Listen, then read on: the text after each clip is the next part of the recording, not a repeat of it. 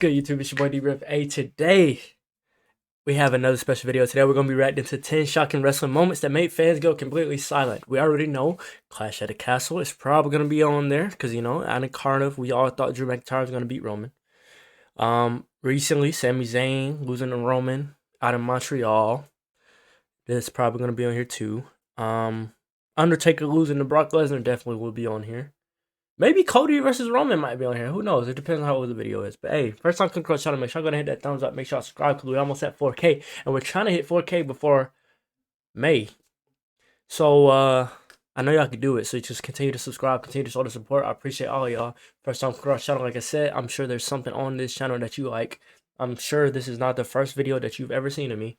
And I'm very positive this won't be the last. So continue to show the support. I appreciate all y'all. But without further ado, let's get into this video. Fans are the heart and soul of wrestling. Their noise and energy help provide the soundtrack to the action we see in the ring, but there are also times when the crowd are quiet. This usually reflects the indifference they have towards a wrestler or a match. However, sometimes we get those rare occasions where the audience are...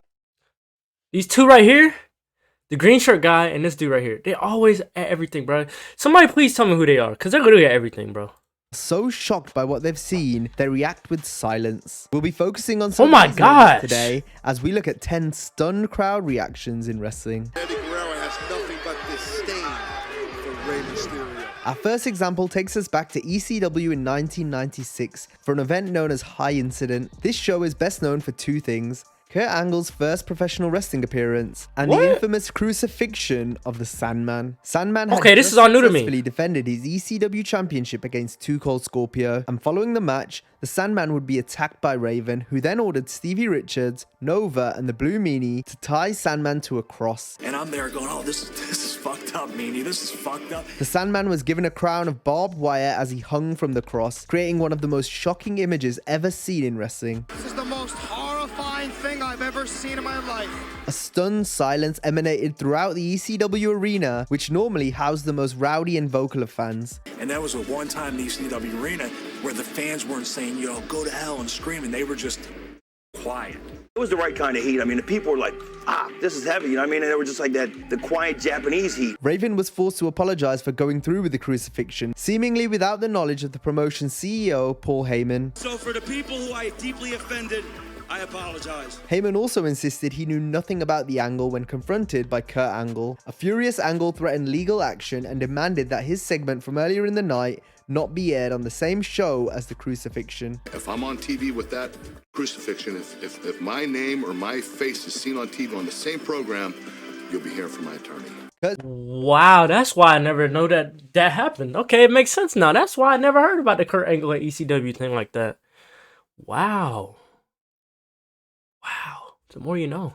This relationship with ECW effectively ended on the night it began, as the recently crowned Olympic gold medalist would make no further appearances for the company. The promotion made sure to never air the incident, with footage of it only coming to light as a result of being featured on the Rise and Fall of ECW DVD. Much like ECW did, the WWF's Attitude Era also pushed the envelope. And one way in which they did this came in the form of man-on-women violence. One of the most shocking examples of this taking place occurred on the April 9th, 2001 edition of Raw, where Triple H and Stone Cold, as the two-man power trip, teamed with Stephanie McMahon to take on the Hardy Boys and Lita. It was a short but entertaining match with plenty of action-packed offense from both teams. The finish came when Lita hit a Twist of Fate and moonsault combination to Stephanie, which got the 3. After the bell, Austin and Triple H cornered Lita, and the Game then hit her with a pedigree. Yo!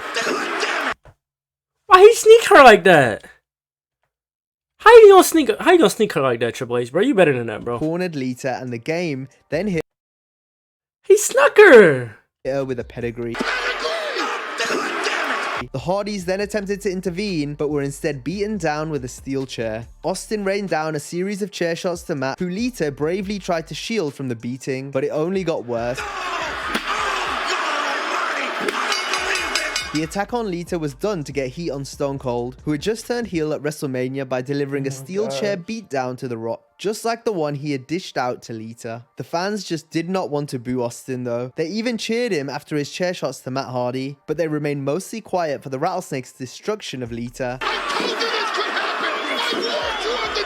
which was unsurprising given that this was probably one of the most brutal beatings ever given to a woman by a man in WWE history. I can...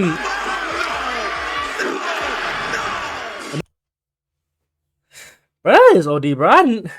These two so far, I mean, the video just started. So far, I've never seen either one of those clips. And they're both, like, OD, bro. Like, when I say OD, bro, like, OD, bro, like, he did not have to do Lita like that. Triple H didn't have to sneak her in the first place. And Stone Cold only had to do what he just did to her, bro. No, that's too far, bro. It's too far. Another memorable moment in WWE history occurred at the 1994 Survivor Series. Here, Bret Hart defended the WWF Championship against Bob Backlund in a submission match, where the only way to win would be if one wrestler's cornermen threw in the towel. The British Bulldog was in the corner of Bret, while Owen Hart was in Backlund's corner, as Owen and Bret's parents, Stu and Helen Hart, sat in the front row. Deep into the match, Bret gained the advantage by locking in the sharpshooter, until Owen interfered by attacking his brother from behind. This led to the Bulldog chasing Owen, and then charging at him, only for Owen to move and Bulldog to crash into the steps. A concerned Bret looked on to see if Bulldog was okay, but this left Hart in a prime position for a cross-face chicken wing at the hands of Backlund. This was a move the WWF had done a great job of getting over on television in the months prior, with no one being able to get out of the hold. This made things all the worse for Bret, since his corner man was out cold. From there, Owen pleaded with his parents, attempting to make them throw in the towel on Bret's behalf. Helen attempted to throw the towel in, only for Stu to stop her. The fans continued to get behind Bret, who'd been struggling. I'm not even gonna lie. That don't even look like it hurt. Most submissions look like it hurt. That don't look like it hurt. That look like it's so easy to get out of. All you gotta do is grab his pinky and you can get him off.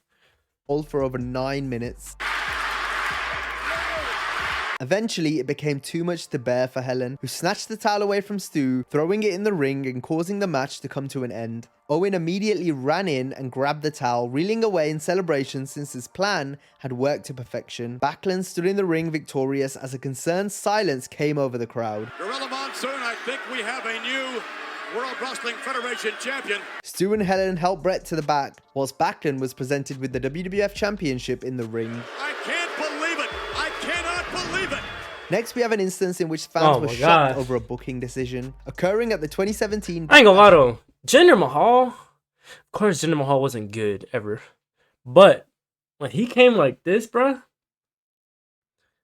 he was different. Like, dude got swole like out of nowhere. pay-per-view where Jinder Mahal Him and Drew Randy McIntyre. Orton for the WWE Championship. The match began to get interesting once the wrestlers brought the action to the outside. There, Orton delivered 3 backdrops onto the announce table to Jinder and his managers, the Singh brothers. Oh my God! Turned inside out by Orton. Randy politely gave JBL back his hat before the Viper continued his annihilation of the Singhs by hitting a double draping DDT. But this gave time for Jinder to recover, allowing him to hit the Colossus on Orton, which shockingly got the victory. The people in the building reacted in amazement. And our new WWE champion, Jinder Mahal. No one could believe that Jinder I would have been the same way, bro. I would have been just like that little boy.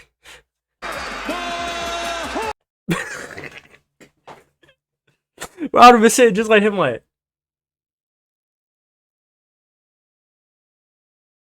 I would have been sitting just like him, bro.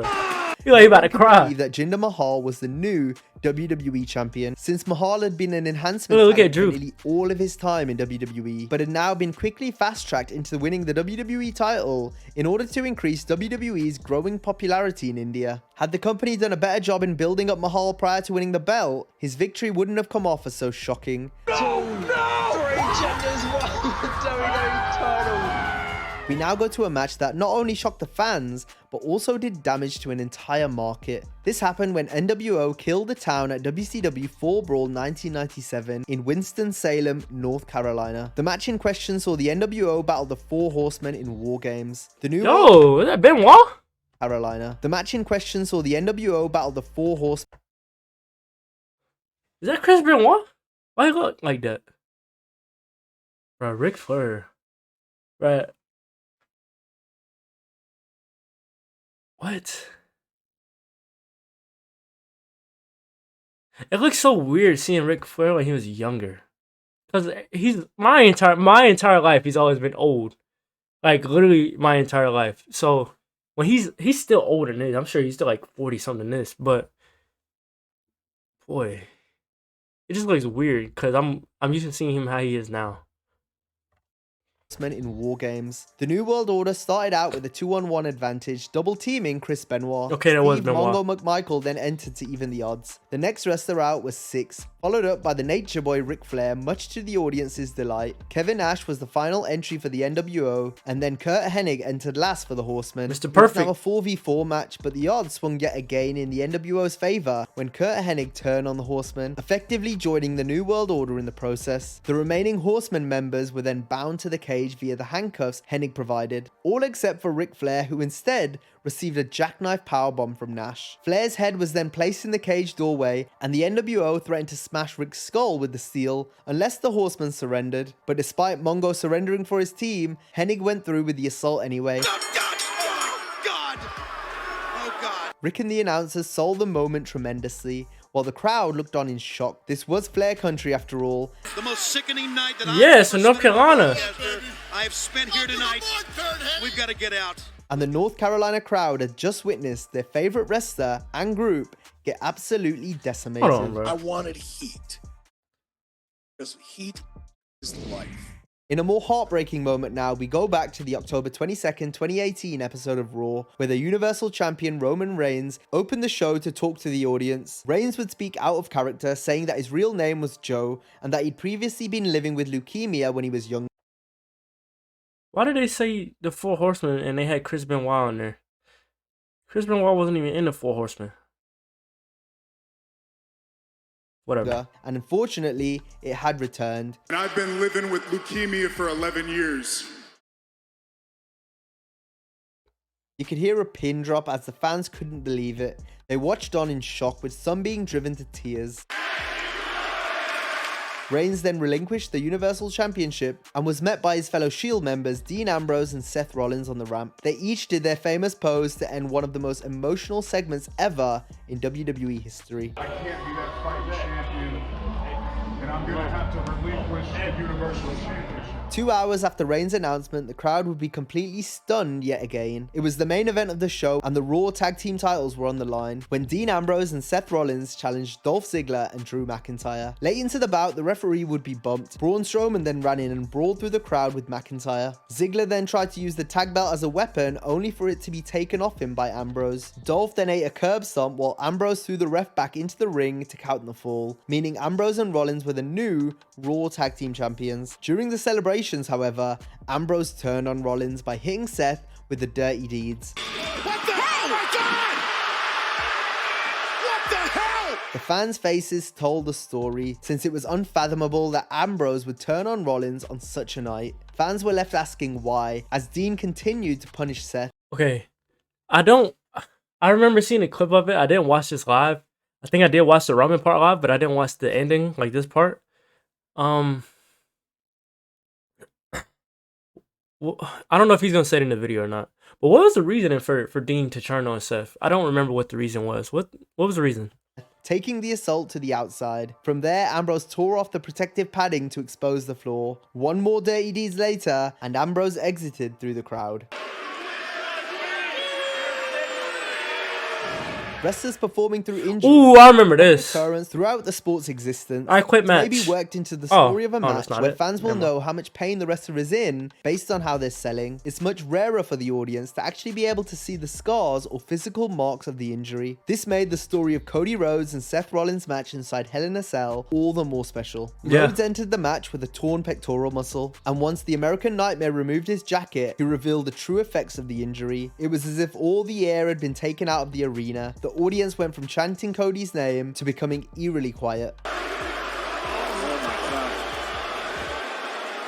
Rhodes sensationally worked through the injury as he and Rollins wrestled an all-time classic. I'm not gonna lie, All man. the punishment, I wouldn't have been Cody able to fought do back it by using a bull rope, hitting 2 crossroads, and then nailing Rollins with a sledgehammer to pick up the win.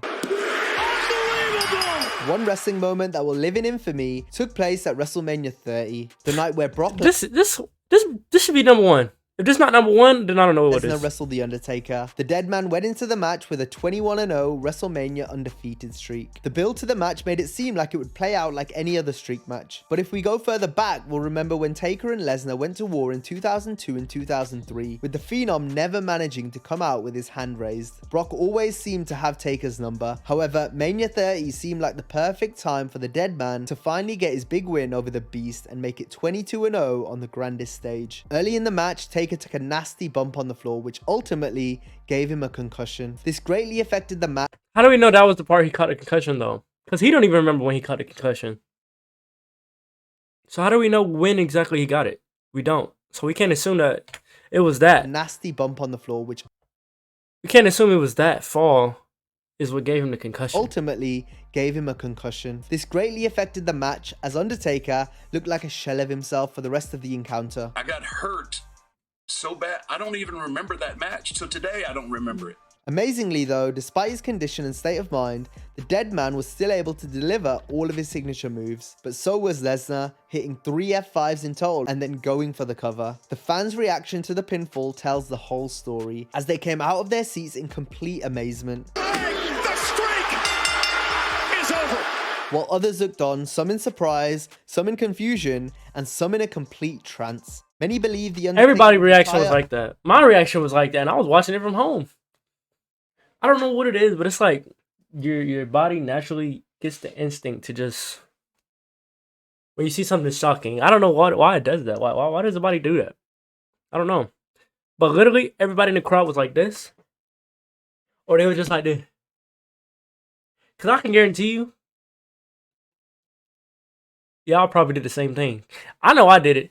And we see all the people in this video that did it. undefeated at WrestleMania, or at the very least have the streak broken by a younger wrestler. So when Lesnar got the victory, it shocked everyone. There are not many moments in wrestling that could have gathered such an incredible reaction, and it's hard to imagine we'll ever see anything like this again. Nevertheless, this is the one time in wrestling where everyone remembers where they were watching, and most importantly, how they felt. Ultimate respect to The Undertaker. Finally, we'll look at perhaps the only moment that can rival The Undertaker's streak breaking when it comes to fan reaction. We're talking about the night Bruno Sammartino lost the WWF Championship after holding the belt for over Like 10 7 years? years before losing to the Russian Bear Ivan Koloff at Madison Square Garden in 1971. There exists only grainy 8mm film footage of the match, but it's still crazy to watch it all play out. The Garden was said to have been reminiscent of a funeral on the night. Given the crowd's astonishment, it was inconceivable that Bruno would lose the title he held for so long. So much so that Koloff was not presented with the belt until after he got back into the locker room, as it was feared the MSG crowd would riot had Koloff paraded the title around the ring. Instead, he quickly left as the audience looked on. Some were in tears, but all were in shock. And Man, I don't care, man. Look, Undertaker's should definitely be number one. If you agree, let me know down below in the comments. I think Undertaker's moment should definitely be number one because it's going to be the most remembered moment in WrestleMania history. And Bruno Sammartino's moment, I mean, people don't even know about it. So I don't think that should have been number one. I think the last clip of Undertaker should have been number one. But let me know how y'all feel down below in the comments, man. Let me know what y'all want to react to next. Because, yeah, I do pay attention to the comments. So let me know. Talk to me. Hit me up. Or you can hit me up on Discord. Discord is down below in the description. But that's all on you. That's your choice. Hey, man. Like this video. Subscribe if you're new. It's your boy D-Riv, man. I'm out.